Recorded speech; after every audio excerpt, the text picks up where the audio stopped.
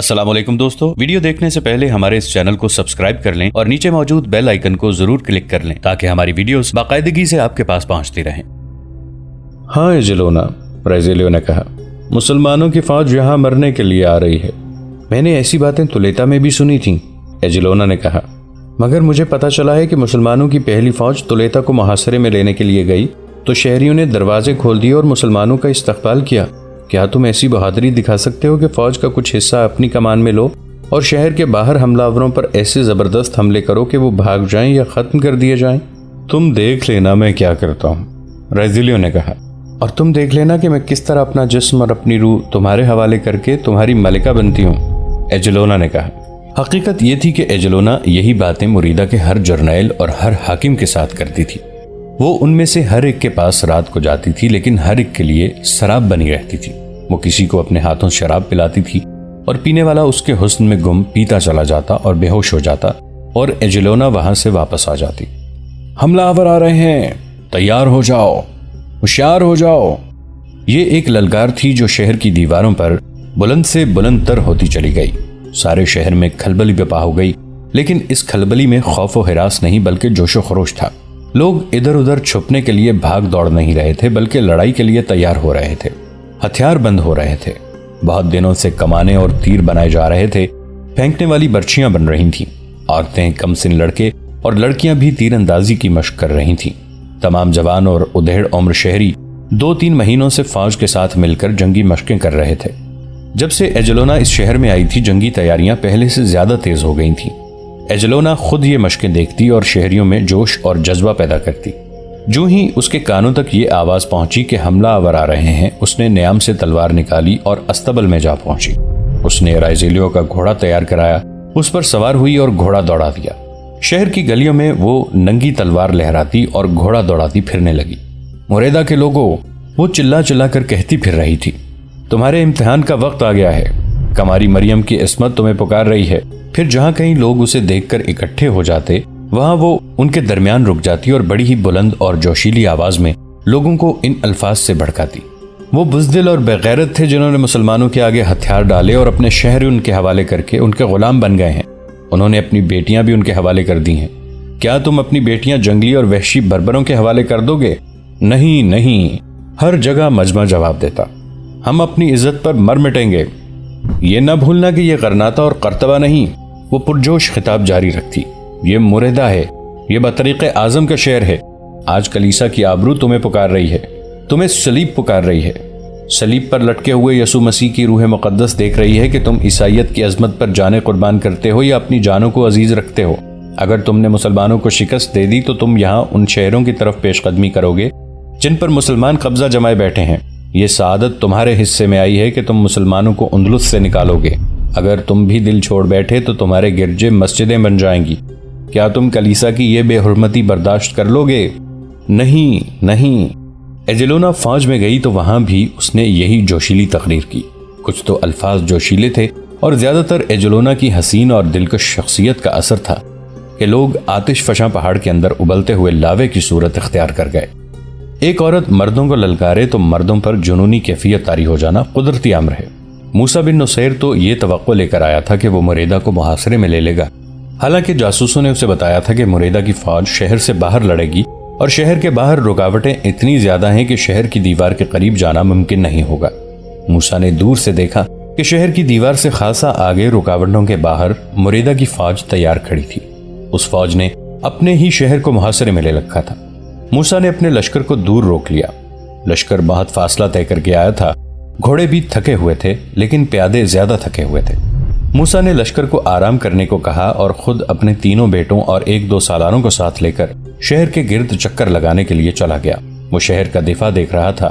اس کے مطابق اس نے اپنے حملے کا پلان بنانا تھا۔ شہر کے پیچھے نوکیلی چٹانیں بھی تھیں اور ان کے ساتھ سرسبز ٹیکریاں بھی تھیں جن میں بعض قلعے کی دیوار جتنی اونچی تھیں۔ ان پر درخت تھے اور اونچی گھاس کے علاوہ خضرو پودے بھی تھے۔ ان کے درمیان راستے تھے۔ ادھر شہر پناہ کے قریب جانا بہت مشکل نظر آتا تھا۔ ہم ان ٹیکریوں اور چٹانوں کے اندر سے اس سامنے والے دروازے تک جا سکتے ہیں، موسیٰ بن نصیر نے کہا۔ ادھر فوج بھی نہیں۔ موسیٰ نے اپنے گھوڑے کو ٹیکریوں کی طرف بڑھایا اور 2 ٹیکریوں کے درمیان سے گزرنے لگا۔ وہ ایک درخت کے قریب سے گزر رہا تھا کہ ایک تیر درخت کے تنے میں جڑوں کے قریب آ کر لگا۔ موسیٰ نے گھوڑا روک لیا، پھر ایک اور تیر آیا جو گھوڑے کے آگے 1-2 قدم دور زمین میں لگا۔ موسیٰ نے گھوڑے کو بڑی تیزی سے پیچھے کو موڑا اور وہاں سے واپس آ گیا۔ دونوں تیر شاید دور سے آئے تھے، اس لیے موسیٰ کو یا اس کے گھوڑے کو نہ لگے اور نیچے لگے، یا تیر اندازوں نے موسیٰ کو خبردار کیا تھا کہ وہ اس سے آگے آنے کی جرات نہ کرے۔ اس پہاڑی علاقے میں فوج چھپی ہوئی تھی۔ یہ فوج اس سے زیادہ خطرناک تھی جو شہر کے دوسری طرف سامنے نظر آ رہی تھی۔ ٹیکریوں اور چٹانوں کے اس علاقے کے ساتھ زمین کٹی پٹی تھی اور اتنی دشوار گزار کہ وہاں سے گھوڑوں کو تیز رفتاری سے گزارنا ممکن نہیں تھا۔ میرے عزیز ساتھیوں، موسیٰ بن نصیر نے کہا، بہت مشکل پیش آئے گی، پھر بھی ہمیں اللہ کی ذات سے مایوس نہیں ہونا چاہیے۔ صفحے اول کے مورخ لکھتے ہیں کہ مریدہ شہر کو قدرت نے جو دفاع مہیا کر رکھا تھا وہ تو مضبوط تھا ہی، لیکن مریدہ کی فوج اور اس کے شہری جس جذبے اور جوش و خروش سے اس شہر کے دفاع پر تیار ہو گئے تھے وہ بظاہر ناقابل تسخیر لگتا تھا۔ شہر کے اندر شہر پناہ پر اور باہر فوج میں بطریق اعظم پادریوں کے جلوس میں صلیب اٹھائے گھومتا پھرتا رہتا تھا۔ اس کے بعد ایجلونا ہاتھ میں ننگی تلوار لیے گھوڑے پر سوار شہر میں اور باہر آ کر فوج میں گھوم جاتی اور جگہ جگہ رک کر ایسے جوشیلے الفاظ کہتی تھی کہ سننے والے مشتعل ہو جاتے۔ موسیٰ بن نصیر اپنے بیٹوں اور 2 سالاروں کے ساتھ شہر کے پیچھے زمین کا اور شہر پناہ کا جائزہ لے رہا تھا کہ اسے دور کا شور سنائی دیا۔ موسیٰ اور اس کے ساتھی اس شور سے واقف تھے۔ یہ لڑائی کا شور تھا، سینکڑوں گھوڑوں کے دوڑنے کا قیامت خیز شور تھا۔ زمین ہل رہی تھی۔ موسیٰ نے گھوڑا موڑا اور ایڑ لگا دی۔ اس کے بیٹے اور سالار اس کے پیچھے گئے۔ وہ اپنے لشکر کی طرف جا رہے تھے۔ وہ جب شہر کے پہلو سے گھومے تو انہوں نے ایسا منظر دیکھا کہ انہیں اپنی آنکھوں پر یقین نہ آیا۔ مریدہ کی فوج نے جو شہر کے باہر تیار کھڑی تھی مسلمانوں کے لشکر پر حملہ کر دیا تھا۔ مسلمان اس حملے کے لیے تیار نہیں تھے۔ سوار گھوڑوں سے زینے اتار چکے تھے اور ادھر ادھر دیکھ رہے تھے کہ گھوڑوں کو پانی کہاں سے پلائیں۔ پیادے لیٹ گئے تھے اور لشکر کا کھانا تیار ہو رہا تھا۔ انہوں نے عیسائی فوج کو آتے دیکھا تو جس حالت میں تھے اسی حالت میں ہتھیار اٹھا لیے۔ سواروں کو زینے گھوڑوں پر ڈالنے کی مہلت نہ ملی۔ وہ برچیاں اور تلواریں لے کر پیادوں کی طرح مقابلے کے لیے تیار ہو گئے۔ سب سے زیادہ ضروری گھوڑوں کو بچانا تھا جو بندھے کھڑے تھے۔ مسلمان تیر اندازوں نے یہ پھرتی دکھائی کہ کمانے اور ترکش اٹھا کر اپنے لشکر کے آگے چلے گئے۔ حملہ آور ان کی زد میں آئے تو انہوں نے بارش کی طرح تیر برسانے شروع کر دیے۔ عیسائی گھڑ سوار آگے تھے، انہیں تیر لگتے تھے۔ سوار گھوڑوں پر ہی دوہرے ہو جاتے اور بعض گرتے تھے، لیکن سرپٹ دوڑتے گھوڑوں کی رفتار میں فرق نہیں آ رہا تھا۔ گھوڑے اتنے قریب آ گئے کہ تیر انداز جانے بچانے کے لیے ادھر ادھر بھاگ گئے۔ پیادوں نے مقابلہ کیا، برچھیوں اور تلواروں سے کئی سواروں کو گرایا، لیکن خود بھی گھوڑوں تلے کچلے گئے اور عیسائیوں کی برچھیوں سے زخمی بھی ہوئے۔ مسلمان لشکر اپنے سپہ سالار کے بغیر لڑ رہا تھا۔ سپہ سالار ہوتا بھی تو کیا کرتا؟ اس صورتحال میں کوئی چال آزمائی نہیں جا سکتی تھی سوائے اس کے کہ اپنی جانیں بچانی تھیں یا مقابلہ کرنا تھا۔ مسلمان یہ دونوں کام کر رہے تھے۔ مریدہ کے یہ حملہ آور جم کر لڑنے کے لیے نہیں آئے تھے، وہ اتنا ہی رکے جتنا انہیں مسلمانوں نے روکا۔ وہ طوفان کی طرح آئے اور ہلہ بول دائیں اور بائیں کو نکل گئے، اور کچھ مسلمانوں کے لشکر میں سے سیدھے پیچھے چلے گئے اور دور کا چکر کاٹ کر واپس چلے گئے۔ ان میں سے بہت سے زخمی ہو کر مسلمانوں کے لشکر میں ہی رہ گئے تھے۔ موسیٰ بن نصیر وہاں پہنچا تو مارکا ختم ہو چکا تھا۔ لشکر کی حالت ویسی ہی ہو گئی تھی جیسی طوفان کے بعد کسی بستی میں دیکھنے میں آتی ہے۔ عیسائی اور مسلمان زخمی تڑپ رہے تھے، کراہ رہے تھے، کئی مر چکے تھے۔ مریدہ کے یہ حملہ آور واپس اسی جگہ پہنچ گئے جہاں پہلے کھڑے نظر آئے تھے، اور وہ تنزیہ نعرے لگا رہے تھے۔ یہ غرناطہ اور قرطبہ نہیں، ایک عیسائی گھڑ سوار نے مسلمانوں کے لشکر کے قریب آ کر کہا، یہ مریدہ ہے، یہاں سے واپس چلے جاؤ۔ اور وہ گھوڑا دوڑاتا واپس چلا گیا۔ شہر پناہ پر سنتری، جن میں عورتیں اور بچے زیادہ تھے، اپنی فوج کو نعروں کی صورت میں خراج تحسین پیش کر رہے تھے۔ یہ پہلے دن کا تصادم تھا، یہ وارننگ تھی جو موسیٰ بن نصیر کی سمجھ میں آ گئی اور وہ محتاط ہو گیا۔ اس کے بعد یہی سلسلہ چلتا رہا۔ موسیٰ نے اپنے لشکر کو 4 حصوں میں تقسیم کر کے شہر کے چاروں طرف پھیلا دیا۔ اس کے مطابق عیسائی فوج بھی تقسیم ہو گئی۔ مسلمانوں کی فوج کا کوئی حصہ آگے بڑھتا تو عیسائی فوج آگے آ کر اس کا مقابلہ کرتی اور وہیں سے پیچھے ہٹا دیتی، یا مسلمانوں کو بکھیر کر خود پیچھے ہٹ جاتی۔ مسلمانوں میں اتنی ہمت نہیں رہی تھی کہ وہ شہر کے قریب چلے جاتے۔ ہر روز شہر کے باہر دونوں فوجوں کا کسی نہ کسی طرف خونریز تصادم ہوتا اور مسلمان شہر کو محاصرے میں لینے میں ناکام رہتے۔ پروفیسر ڈوزا اور ڈاکٹر کوندے نے لکھا ہے کہ عیسائی مریدہ پر جانوں کے اور خون کے نذرانے بے دریغ دے رہے تھے، پادری بھی لڑ رہے تھے، عورتیں بھی مردوں کے دوش بدوش باہر نکل آئی تھیں۔ عالم اور بے علم ایک محاذ پر اکٹھے ہو گئے تھے۔ امیر اور غریب کا، برتر اور کمتر کا، آقا اور غلام کا امتیاز ختم ہو گیا تھا۔ 7-8 مہینے شہر کے باہر دونوں فوجوں کے تصادم ہوتے رہے، جن میں زیادہ تر بڑے پیمانے کی لڑائیاں تھیں۔ دونوں طرف خاصا جانی نقصان ہوتا رہا۔ موسیٰ بن نصیر نے آگے بڑھنا چھوڑ دیا اور وہ اپنے سالاروں سے صلاح مشورے کرنے لگا۔ میں مان نہیں سکتا کہ شہر میں اتنی زیادہ رسد ہوگی جو اتنے عرصے میں ختم نہیں ہوئی۔ موسیٰ نے اپنے سالاروں سے کہا، شہر میں رسد باہر سے جا رہی ہے، اگر ہمیں پتہ چل جائے کہ شہریوں کو اناج وغیرہ کہاں سے مل رہا ہے تو ہم وہ راستہ بند کر دیں، پھر لڑنے کی بجائے محاصرے کو طول دے دیں۔ ہم نے شہر کے ہر طرف گھوم پھر کر دیکھ لیا ہے۔ عبدالعزیز بن موسیٰ نے کہا، کوئی ایسا راستہ نظر نہیں آیا جس سے رسد آتی ہو۔ راستہ ہے، موسیٰ نے کہا، کوئی راستہ ہے۔ ہم پہلے روز شہر کے پیچھے ایک پہاڑی علاقے میں گئے تھے، میں آگے گیا تو 2 تیر آئے تھے، ہمیں یاد ہے، سب نے کہا۔ وہ رسد کا راستہ ہے، موسیٰ نے کہا۔ رات کو 1 یا 2 آدمی ادھر جائیں اور دیکھیں، رسد رات کو ہی آتی ہوگی۔ میں مزید لڑائیاں بند کر دینا بہتر سمجھتا ہوں۔ کیا تم دیکھ نہیں رہے کہ ہماری جنگی طاقت زائل ہوتی جا رہی ہے؟ ہمارے دشمن کی چال ہی یہی ہے کہ ہماری نفری اسی طرح کم ہوتی رہے، اور جب ہم کمزور ہو جائیں تو شہر کی فوج باہر آ جائے اور ہم پر حملہ کر کے ہمارا نام و نشان مٹا دے۔ میں آج رات ادھر جاؤں گا، موسیٰ کے بیٹے عبداللہ نے کہا۔ اپنے ساتھ 4 مجاہدین لے لینا، موسیٰ نے کہا، اور پیدل جانا، گھوڑوں سے دشمن کو پتہ چل جاتا ہے، اور ایک ترجمان کو ساتھ لے جانا نہ بھولنا۔ اسی رات عبداللہ بن موسیٰ 4 مجاہدین کے ساتھ دور کا چکر کاٹ کر شہر کے پیچھے اس طرف چلا گیا جہاں ٹیکریاں اور چٹانیں تھیں اور ارد گرد زمین بری طرح کٹی پٹی تھی، کھڈ، گھاٹیاں اور ٹیلے تھے، اور یہ علاقہ لڑائی کے لیے غیر موزوں تھا۔ اس سے ذرا پیچھے دریائے داویانہ تھا، داویانہ بہتا تھا جس کے کنارے ٹیکریوں کی طرح اونچے تھے۔ عبداللہ پھونک پھونک کر قدم رکھتا دریا کے ساتھ ساتھ چلتا گیا۔ وہاں درخت بہت ہی زیادہ تھے اور کہیں کہیں دلدل بھی تھی۔ عبداللہ اور اس کے مجاہدین کئی بار اس دلدل میں جا پھنسے اور ایک دوسرے کے سہارے اس سے نکلے۔ رات خاموش تھی، چاندنی شفاف تھی، اگر کوئی آواز سنائی دیتی تھی تو دریا کی لہروں کی آواز تھی جو مسلسل سنائی دے رہی تھی۔ کچھ اور آگے گئے تو انسانی آوازیں سنائی دینے لگیں جو قریب آ رہی تھیں۔ وہاں دلدل ختم ہو گئی تھی اور دریا کے کنارے میں راستہ بنا ہوا تھا۔ عبداللہ اور اس کے ساتھی اونچی گھاس میں لیٹ گئے۔ 2-3 آدمی باتیں کرتے آ رہے تھے، ان کے قدموں کی آہٹ بھی سنائی دینے لگی۔ عبداللہ کے ساتھ ایک اندلسی بھی تھا جو عربی بول سکتا تھا۔ مسلمان اپنی فوج کے ساتھ ترجمان رکھتے تھے اور انہیں خاصی زیادہ اجرت دیتے تھے۔ یہ ترجمان اندلسیوں اور مسلمانوں کے درمیان بات چیت کا ذریعہ ہوتے تھے۔ باتیں کرتے ہوئے آدمی قریب آ کر رک گئے۔ انہوں نے آپس میں کوئی اور بات کی۔ یہ کیا کہہ رہے ہیں؟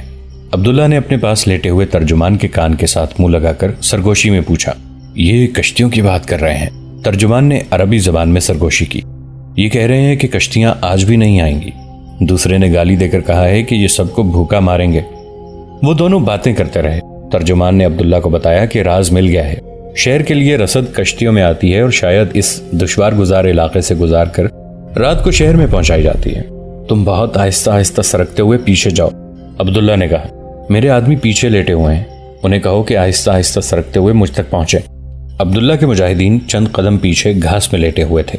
وہ آواز نکالے بغیر رینگتے سرکتے عبداللہ تک پہنچے۔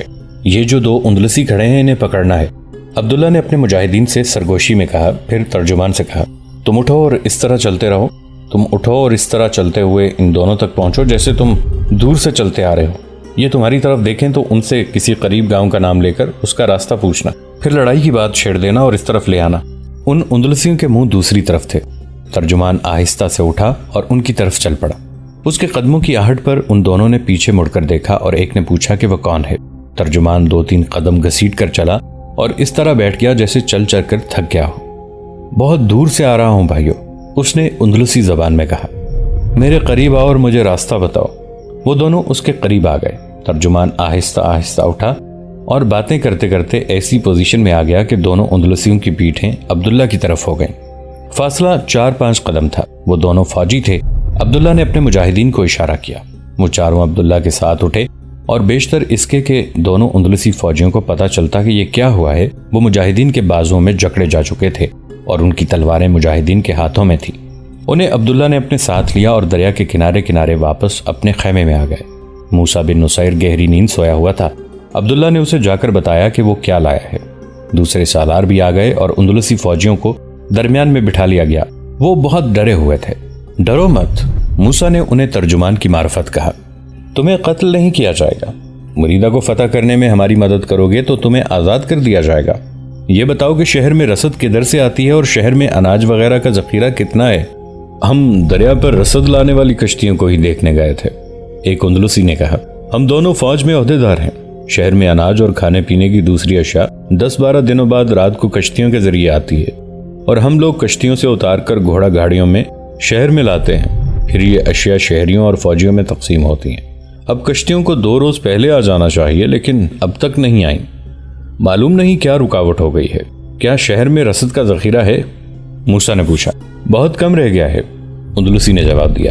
اگر آج رات کشتیاں نہ آئیں تو شہر میں اور فوج میں بھی اشیاء کی قلت پیدا ہو جائے گی۔ شراب کا ذخیرہ تو بالکل ہی ختم ہو گیا ہے، دوسرا اندلسی بولا۔ شہر میں شراب کشید کرنے کا کوئی انتظام نہیں، شراب باہر سے آتی ہے۔ جب سے لڑائی شروع ہوئی ہے لوگ شراب زیادہ پی رہے ہیں، بلکہ حاکموں اور پادریوں نے انہیں کہا تھا کہ شراب زیادہ پئیں کیونکہ شراب دل پر خوف طاری نہیں ہونے دیتی اور خوف کی بجائے جرأت اور دلیری دیتی ہے۔ آپ نے دیکھ لیا ہے کہ ہمارے شہری بھی کس جوش اور جذبے سے ہمارا ساتھ دے رہے ہیں، اور آپ نے فوجیوں کو لڑتے دیکھ لیا ہے، پہلا اندلسی بولا۔ اس کا یہ مطلب نہیں کہ ہم شراب پی کر ہی لڑ سکتے ہیں۔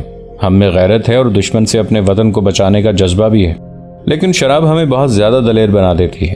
اب یہ صورت پیدا ہو گئی ہے کہ فوجی روٹی اور گوشت کی بجائے شراب مانگتے ہیں۔